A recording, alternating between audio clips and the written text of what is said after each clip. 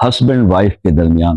شدید محبت پیدا کرنے کے لیے قرآن کی ایک آیت کا عمل پیش کر رہا ہوں۔ آیت ہے سورہ طٰہٰ کی آیت نمبر 39، اور یہ آیت ہے بسم اللہ الرحمن الرحیم وَأَلْقَيْتُ عَلَيْكَ مُحَبَّةً مِّنِّي وَلِتُسْنَ عَلَىٰ عَيْنِي۔ تو یہ جو آیت ہے اس کو آپ نے اول آخر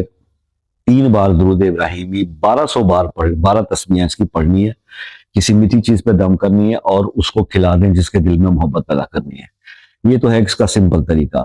اور اسی کو آپ جیسے کھلاتے جائیں گے اس کے دل میں آپ کے لیے محبت پیدا ہو جائے گی۔ آپ اس کو ریپیٹ کرنا چاہیں تو آفٹر 10 ڈیز ریپیٹ کر لیں، پھر 20 ڈیز بعد ریپیٹ کر لیں، پھر 30 ڈیز، 3 دفعہ جانے کی ضرورت نہیں پڑتی۔